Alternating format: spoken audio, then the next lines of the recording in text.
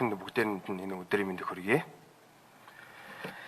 За энэ одоо эхний хагас жилийн байдлаар төрийн өмчт компаниудаас ойролцоогоор 1.3 тэрбум доллар худалдаж авсан юм байна. Төв банк. Дээрээс нь нэмээд эхний 6 сарын байдлаар бол 500 сая долларын одоо алт худалдаж авсан юм байна. Энэ төгрөгөөр хувируулбал ойролцоогоор 5 их найт төгрөг мөн та. За тэгэхээр манай M2 болно. Одоо мөнгөний өсөлт эхний 7 сарын байдлаар 26.5% та. Энэ нь бол 27 их найт юм байна. Тэгэхээр энэ 5.2 их найт 5 их найт чинь мөнгөний өсөлтөөр хэдэн хувийг эзэлж байгаа вэ? Энэ одоо 26.5% та.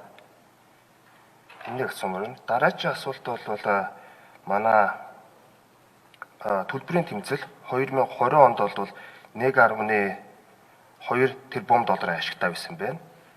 2021 оны төсөөлөлөөр бол ойролцоогоор 500 сая доллар ашигтай гарна гэж тийм төсөөлөл бичсэн байна.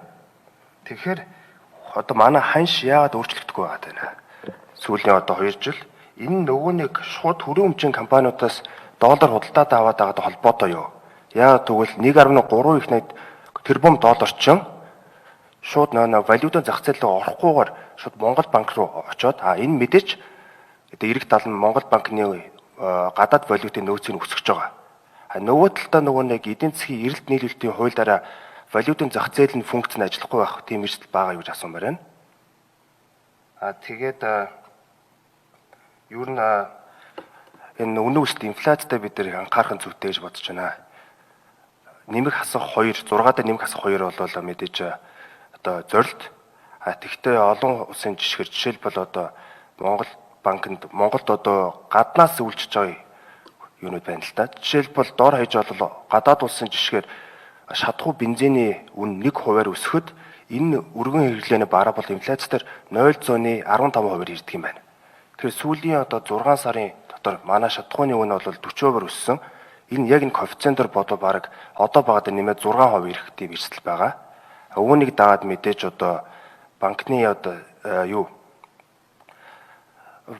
пассив талдаа болох одоо хадгаламжийн хүүн өснө. Яг нь номинал хүүн бол инфляцийн өндөр байна.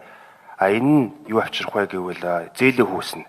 Зээлийн хүү ингэж өсөх хэсэл нь бол цаашдаа бол нөгөө зээлийн хүүг бууруулах стратегид бодлого сөргөөр нөлөөлөх магадaltaй маа гэж хэлмээр байна. Тэгээд түрүүн сонс одоо Төв банкны зээл 2 тэрбумаас 2.2 тэрбумаж өссөн байна.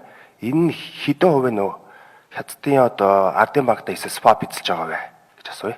Баярлалаа.